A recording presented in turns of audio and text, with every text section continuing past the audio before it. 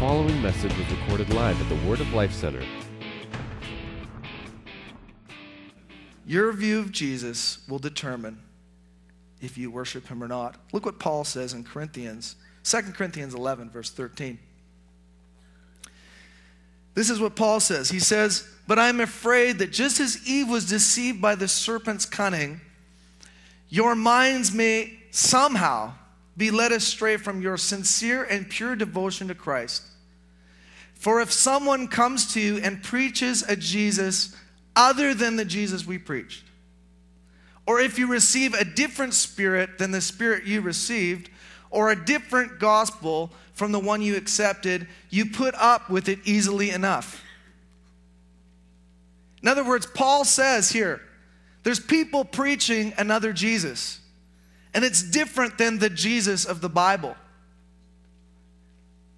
And Paul is warning the Corinthians, I'm fearful that you're receiving into your minds and into your ears a different Jesus than's preached in the gospel. And he clearly is giving us something very strong to say, don't put up with it easily, a different Jesus being preached.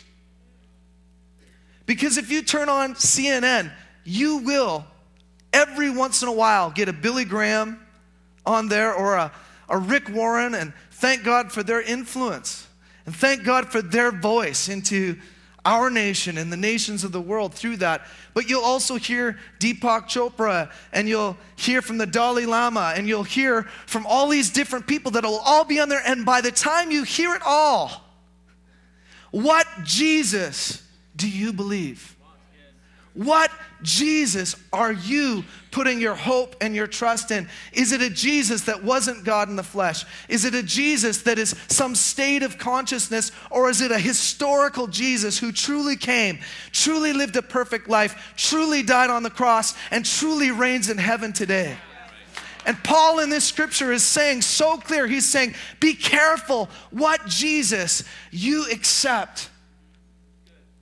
That you stay firm on the apostles' doctrine, on what Paul the apostle preached about who Jesus was. And that's why it's so important in our day and time that we stay in the Word and we stay in prayer. Because in the Word, what are we hearing as we read Paul's teaching to us through Romans? What are we reading? We're getting the right Jesus. We're getting the right mentality. Why?